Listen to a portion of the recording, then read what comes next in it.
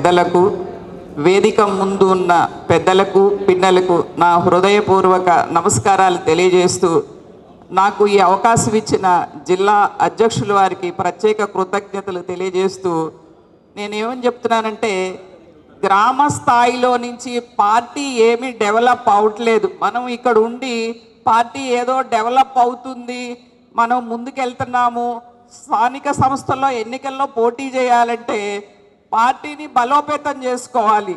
ఎక్కడ బలోపేతం చేస్తున్నామండి? పార్టీని టీడీపీకి తాకట్టు పెడుతున్నాం.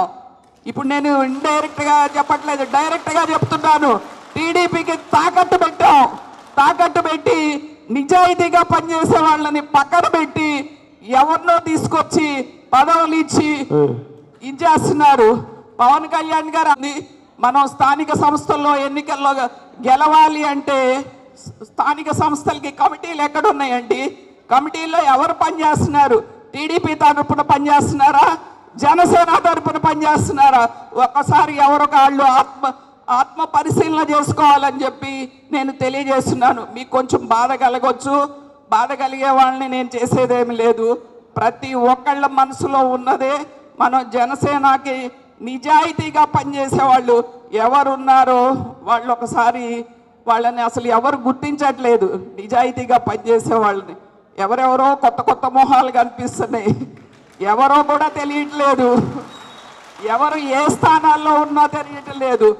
అధ్యక్షులు కొంతమంది ఉన్నారు, వాళ్ళు ఏంటంటే, అంటే నేను గుంటూరు జిల్లా అధ్యక్షులు వారిని అనట్లేదు,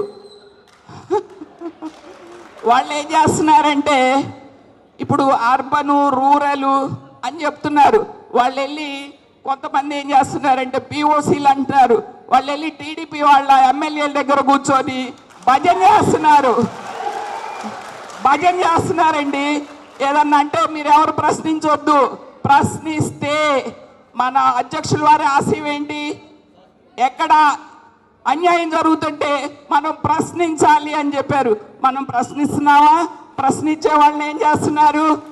ఇంట్లో కూర్చోబెడుతున్నారు. లేకపోతే నువ్వు ప్రశ్నించడానికి వీల్లేదు అని చెప్పి మనని ఎక్కడికో పంపిస్తున్నారు. ఇలాంటి మీటింగులు పెట్టుకోవడం వల్ల ఉపయోగం ఉంటుంది అని నేను అనుకోవట్లేదు.